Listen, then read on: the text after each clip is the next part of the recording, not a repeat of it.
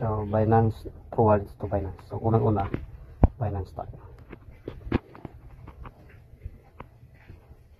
And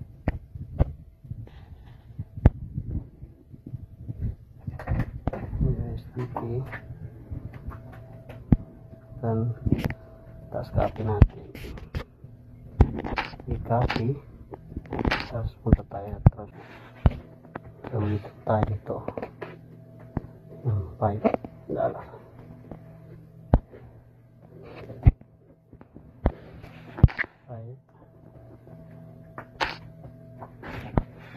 Oh, 6. Yan. Yan. So, send natin yan.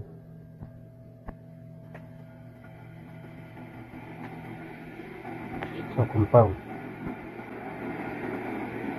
Transaction pending. So, hintayin na lang natin. So, dito, balance natin tayo $6. So, hintayin natin natin. So, yun na. Ang transfer natin ay complete. Transfer complete. So, hintayin na natin. So, meron din natin dyan. Ito. Meron dyan. Deposit processing.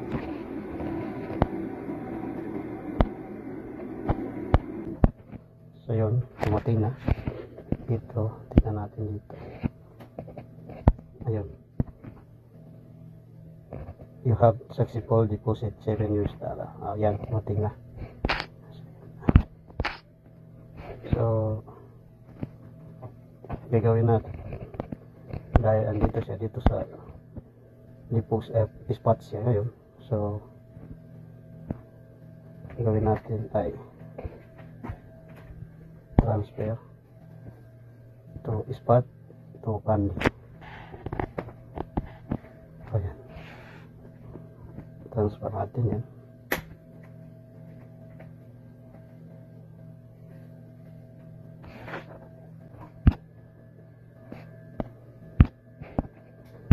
So, dito na siya sa spot. Ayun.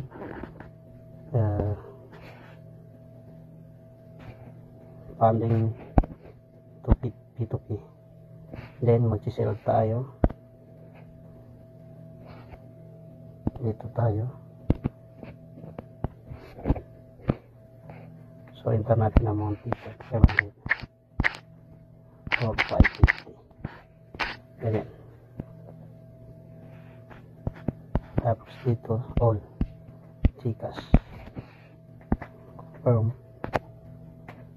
So, ayan, meron dito Gcash. Ang limit nila ay pwede dito.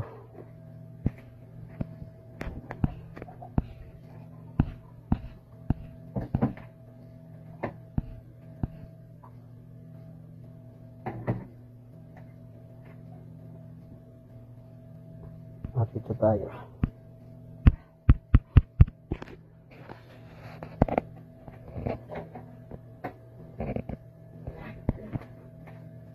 Gcash.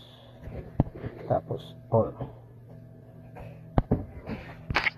Bawasan lang natin. Yan, yan. So, ma-receive natin ay 627.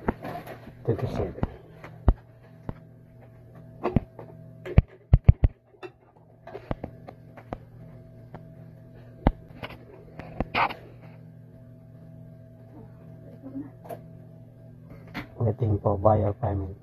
Expect to receive 31 minutes. Ito natin ang Gcash natin.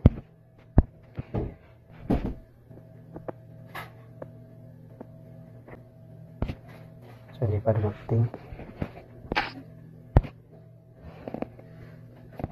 Nag-message tayo.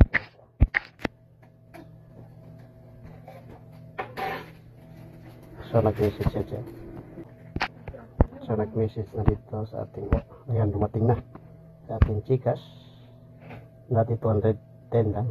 Ayan, 837. So, nag-message tayo dito.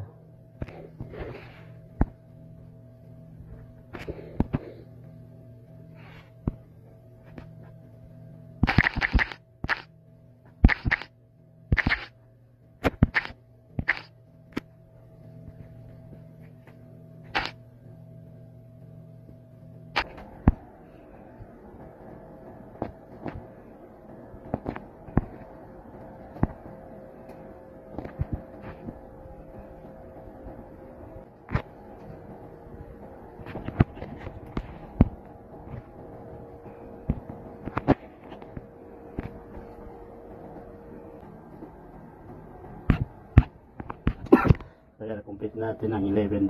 So, nas-receive natin ng 627. So, yan. So, matagumpay natin. Receive. So, yun. Ayan. So, ganyan lang natin. So, natira ay $2. Profit na natin sa Gcash naman natin.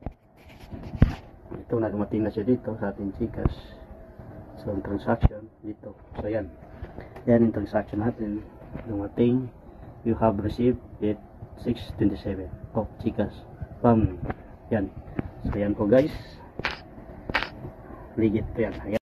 So, dito may message dito Binance. Please release the crypto for P2P order. So, yan. So, kailangan talaga yung ayan o, deposit accept. Legit talaga. So, tingnan natin ang so, ang natira sa ating Trust Wallet ay 307. So, yan. Legit talaga. So, ang win-win lang natin ay ngayon ay $11 lang. At dito sa Binance, ang natira ay $2. So, ang transaction natin kanina ay $11. So, yan yung transaction natin. So, yan na. Yung natira sa ating funding. So, spot 0. So, overview 2. So, yan. So, yan yung pinagkaroon natin.